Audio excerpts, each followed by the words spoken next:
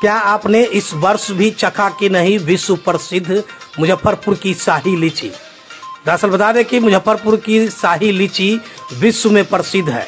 लोग मुजफ्फरपुर से लीची देश विदेश बड़े बड़े नेता अधिकारी एवं अपने रिश्तेदारों को यहाँ भेजते हैं और अन्य देशों में भी रह रहे भारत के लोग विश्व प्रसिद्ध शाही लीची को मंगवाते हैं और बड़े ही चाव से इनका स्वाद चखते हैं।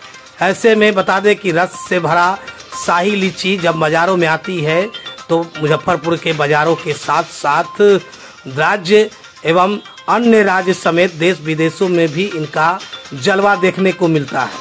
इसके साथ ही लोग अपने अपने रिश्तेदारों को भी भेजते हैं। लेकिन शाही लीची के बाद जब बाजारों में चाइना लीची नाम से जो लीची है वो आती है, हालांकि ये लीची स्थानीय ही रहता है लेकिन उसे चाइना नाम दिया गया है। ऐसे में चाइना लीची विश्व प्रसिद्ध शाही लीची से थोड़े कम रेट में बाजारों में बिकती है, लेकिन उसका भी जलवा कोई कम नहीं रहता है। ऐसे में बता दें कि इस वर्ष अब शाही से लेकर चाइना लीची भी समाप्ति की ओर है।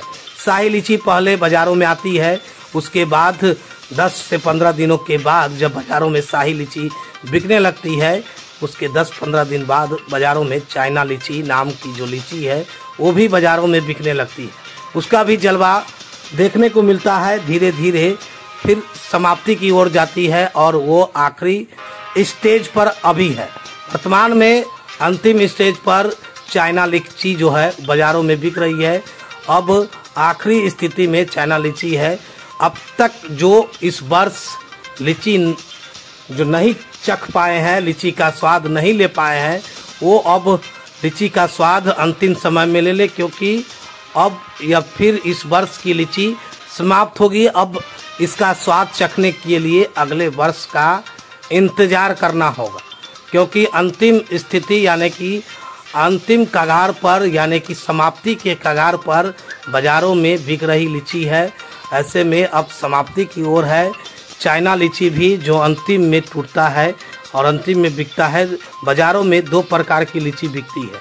जब लीची की शुरुआत होती है तो शाही लीची, बाद